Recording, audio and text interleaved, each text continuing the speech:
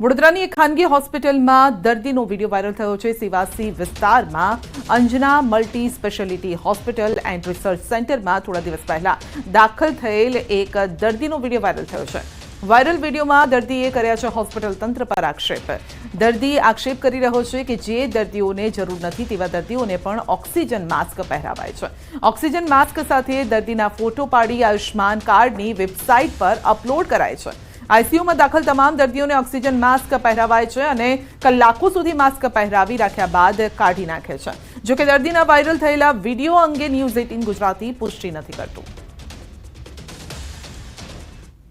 ત્રણ વખત પાછું ઓક્સિજન પહેરાઈને પૃથ્વીને ખાલી આ લગાવે છે ફોટો પાડ એવું કશું કરવું। હવે એક દાડો ચેકિંગ આવ્યું હતું તે દાડા ઓક્સિજન બધું 4 કલાક લગાવ્યું એ બધાને ઉપર મોકલી દીધા। હું પાછું મગજમારી કરું ને ચૂપચાપ ગયો ને તો ડૉક્ટરને લાવ્યું સારા માણસ એટલે મતલબ કે અમને આજે એ જ કીધું તમને સારા માણસ જોઈને નહીં લાગ્યા તમને ઉપર મોકલી દે। ઇન્જેક્શનનું કહેતા હતા કે જનરલ રૂમમાં રાખે ને તો આયુષ્માન કાર્ડમાં ઇન્જેક્શન નહીં ચાલતું, ઇન્જેક્શન બહુ મોંઘું આવે એટલે એમને આઈસીયુમાં રાખ્યા કે પેલું મોંઘું ઇન્જેક્શન હોય તો આઈસીયુમાં ગણતરી થઈ જાય એમ 3-4 હજાર રૂપિયાનું એક ઇન્જેક્શન આવે છે એટલે કે આઈસીયુમાં રાખ્યા, બાકી આઈસીયુનો પેશન્ટ નહીં।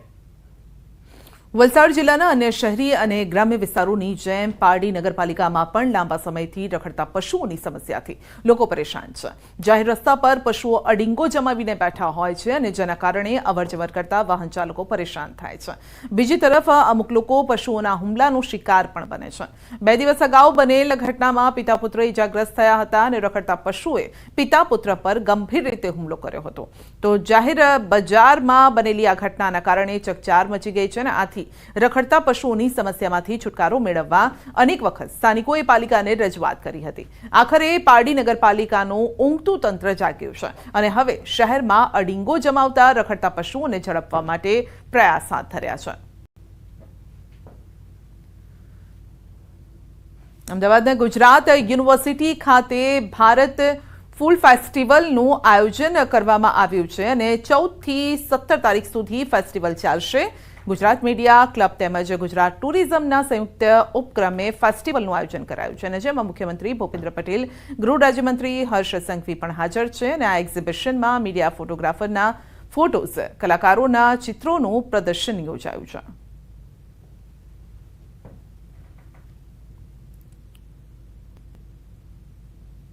તો ફેસ્ટિવલનું આયોજન કરવામાં આવ્યું છે જેમાં ગુજરાત યુનિવર્સિટી ખાતે આ ફેસ્ટિવલનું આયોજન કરાયું છે જેમાં મુખ્યમંત્રી પણ હાજર રહ્યા, હર્ષ સંઘવી પણ હાજર રહ્યા। 14 થી 17 તારીખ સુધી આ એક્ઝિબિશન ચાલશે।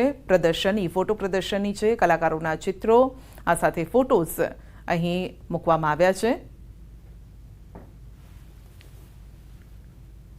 દાહોદમાં લાંચિયા બાબુ અને વહીવટદાર પર એસીબીની તવાઈ છે। સંજેલીના નાયબ મામલતદાર અને સ્ટેમ્પ વેન્ડર લાંચ લેતા ઝડપાયા છે।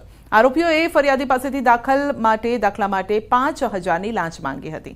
ફરિયાદના આધારે એસીબીએ છટકો ગોઠવીને સંજેલી મામલતદાર કચેરીના નાયબ મામલતદાર મેહુલ રાજપાલ અને સ્ટેમ્પ વેન્ડર મોહન બારિયા લાંચ લેતા ઝડપી લીધા છે તેઓને અને આગળની કાર્યવાહી હાથ ધરી છે।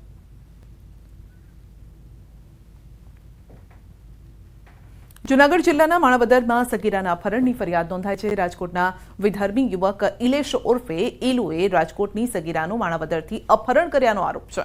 વિધર્મી આરોપી રાજકોટના થોરાડાનો રહેવાસી છે। અગાઉ થોડા મહિના પહેલા પણ આરોપી સાથે સગીરા નાસી ગઈ હતી અને જે અંગે રાજકોટના પોલીસ મથકે અરજી કરાઈ હતી। બાદમાં સગીરા મળી આવી હતી।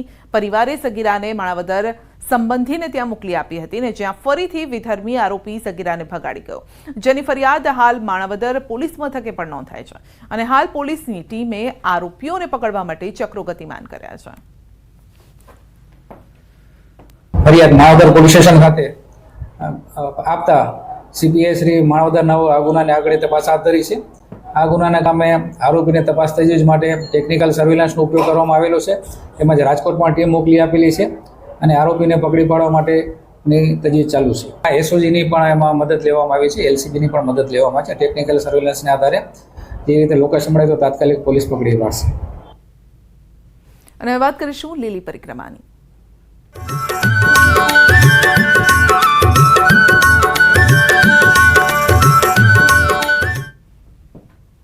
લીલી પરિક્રમાનો અદ્ભુત ડ્રોન નજારો સામે આવ્યો છે. લાખો લોકો આવી રહ્યા છે પરિક્રમા કરવા. લાખો લોકોએ પૂર્ણ કરી લીધી છે આ પરિક્રમા. જૂનાગઢની લીલી પરિક્રમાનો આકાશી નજારો પણ સામે આવ્યો છે. દૂર દૂરથી દર વર્ષે લાખો લોકો અહીં આવે છે પરિક્રમા કરવા માટે. ફક્ત ગુજરાત જ નહીં, રાજસ્થાન, મહારાષ્ટ્ર અને મધ્યપ્રદેશથી પણ લોકો આવતા હોય છે.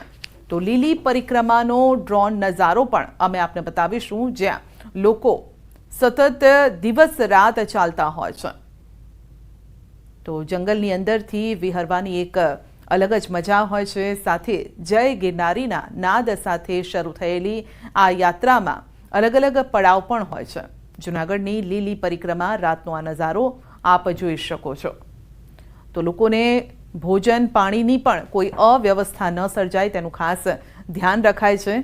5 દિવસની આ પરિક્રમા હોય છે, પરંતુ લોકોની ભીડને જોતા એક દિવસ પહેલાથી જ આ પરિક્રમા શરૂ થઈ ગઈ હતી. તો બાળકોથી લઈ વૃદ્ધો તમામ લોકો આ પરિક્રમા કરવા માટે આવતા હોય છે. વધુ અપડેટ મેળવીશું સંવાદદાતા વિભુ પાસેથી. જી વિભુ, લીલી પરિક્રમાનો ડ્રોન નજારો, અદ્ભુત આ નજારો જોવા મળી રહ્યો છે. દિવસ રાત હકડેઠાઠ ભીડ સાથે જય ગિરનારીનો નાદ પણ ત્યાં સંભળાઈ રહ્યો છે. બિલકુલ સંધ્યા, જે રીતે અત્યારે આ વિઝ્યુઅલ્સ આપણે જોઈ રહ્યા છીએ કે ડ્રોનના દ્રશ્યો છે કે પરિક્રમા છે, લાખોની સંખ્યામાં લોકો આવ્યા છે. આ જો કે અત્યારે હવે તેઓ નીકળી રહ્યા છે પરિક્રમા પૂર્ણ કરી, 36 કિલોમીટરની પરિક્રમા પૂર્ણ કરી છે. આનો અનેરો આનંદ છે તે હોય છે, કારણ કે આ એક પ્રકૃતિની ગોદમાં કહેવાય છે. પ્રકૃતિના સાનિધ્યમાં લોકોએ છે પરિક્રમા પૂર્ણ કરી છે. ખરેખર એવું કહેવાય છે કે 36 કિલોમીટરની પરંતુ 6 કિલોમીટર ચાલી જતા હોય છે ત્યારે પણ લોકોને થાક લાગતો હોય છે. પરંતુ અહીં એ જોવા મળી રહ્યું છે કે લોકો, મોટી ઉંમરના વડીલો હતા, નાના બાળકો હતા, કોઈના જ મોઢા ઉપર થાક નથી દેખાણો. 36 કિલોમીટરની યાત્રા પૂર્ણ કરી છે. વહીવટી તંત્ર દ્વારા, પોલીસ દ્વારા ખૂબ જ સારી કામગીરી કરવામાં આવી છે કે જે પણ શ્રદ્ધાળુ આવ્યા છે એના માટે જે લોકો સેવાભાવી હતા એ લોકોએ અન્નકેન્દ્ર ખોલ્યા હતા, પાણીની વ્યવસ્થા કરવામાં આવી હતી અને ખાસ આખી પરિક્રમાનો રૂટ પ્લાસ્ટિક મુક્ત હતો, જેના કારણે હવે પરિક્રમા પૂર્ણ થશે. ત્યારબાદ જે વન પ્રાણીઓ આવતા હોય છે તેને પણ કોઈ નુકસાન ન થાય તેનું ખાસ તકેદારી રાખવામાં આવી છે. આખા રૂટની ગંદકી ન થાય તેનું પણ વિશેષ વ્યવસ્થા છે તે કરવામાં આવી હતી. જી વિભુ, આપનો આભાર અમારી સાથે જોડાવા. તો લાખો લોકો આ પરિક્રમામાં ભાગ લેતા હોય છે. 5 દિવસની આ પરિક્રમા હોય છે, જેમાં લોકો દૂર દૂરથી આવે છે. 36 કિલોમીટરનો આ રૂટ છે અને ભોળેનાથની ભક્તિની સાથે જય ગિરનારીનો નાદ પણ અહીં ગુંજી રહ્યો છે. તો એક ભવનાથનો મેળો અને એક આ લીલી